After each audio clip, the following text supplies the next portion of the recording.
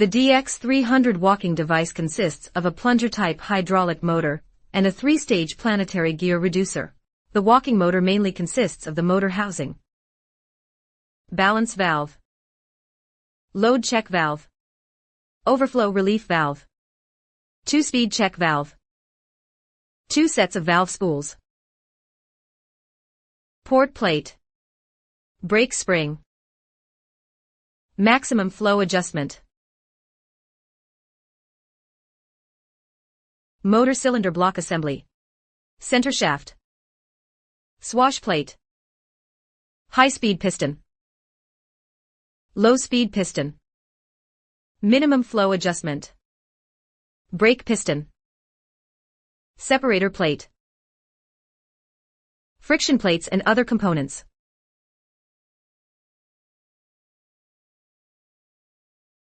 Reducer. It is composed of a 3-stage planetary gear reduction mechanism. Drive shaft.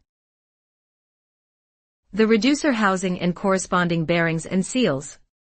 The walking motor housing is bolted to the frame and remains stationary. The reducer and motor housing are connected by a mechanical mechanism and can rotate relative to each other.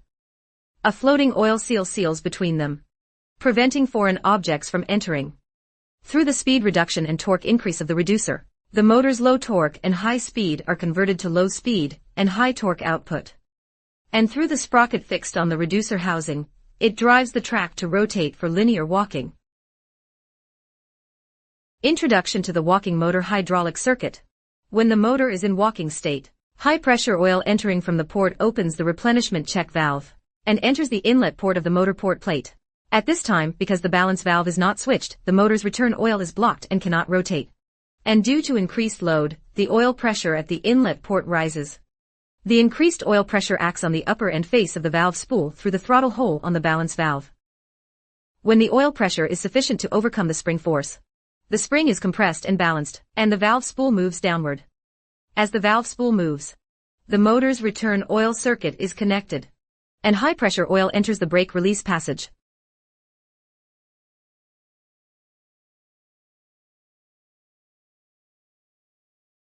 The high-pressure oil entering the brake release passage passes through a throttle hole and pushes the brake piston to move, causing the separator plate and friction plates to separate, releasing the brake motor, enabling rotation.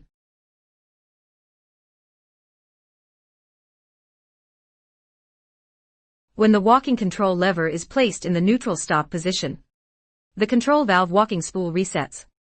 The high-pressure oil supply from the motor port is cut off. The balance valve moves towards the center under spring force, cutting off the motor's return oil path. At this moment, as the motor continues to rotate due to inertia, the hydraulic oil at the return port is compressed, causing the pressure to rise.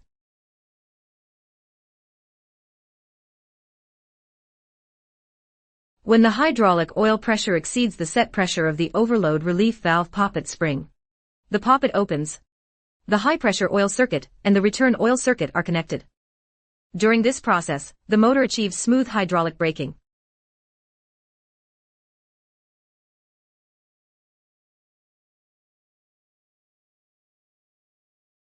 The brake is released as the balance valve resets, the brake valve closes, and the brake piston returns under the force of the brake spring.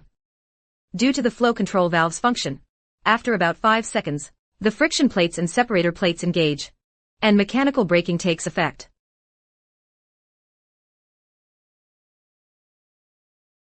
When going downhill, the excavator tends to speed up due to inertia, causing the motor speed to increase. If this is not controlled, it can cause the motor to overspeed, creating a dangerous situation. Simultaneously, when the motor overspeeds, the required flow rate exceeds the supply from the main pump. Therefore, cavitation occurs in the motor's inlet chamber, which can easily damage the motor. The balance valve's role is to promptly adjust when the motor shows a tendency to overspeed. When the motor overspeeds, pressure drops at the function inlet of the motor's drive pump. The balance valve, previously in a switched position, moves towards the center, under the lower spring force as hydraulic pressure weakens. Due to the movement of the balance valve, the return flow passage is reduced, hindering the motor's return flow, which lowers the speed and prevents overspeeding. At the same time, the reduction in motor speed allows the oil from the main pump to meet the motor's normal operation, thus preventing cavitation. After the speed decreases, when pressure at the motor inlet returns to a higher level, the balance valve returns to its previous state, reaching a new equilibrium position.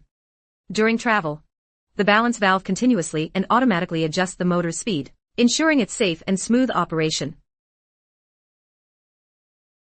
Motor high/low speed switching circuit.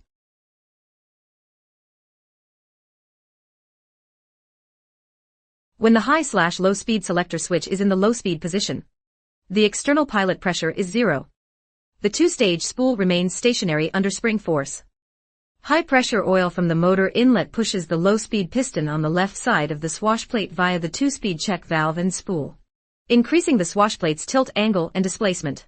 The motor rotates at low speed. When the high-low speed selector switch is set to the high speed position, the external pilot pressure is 28 or higher. The secondary spool shifts. High pressure oil at the motor inlet pushes the high-speed piston on the right side of the swash plate via the two-speed check valve and two-speed spool. This reduces the swash plate's tilt angle, reducing the displacement, and the motor rotates at high speed.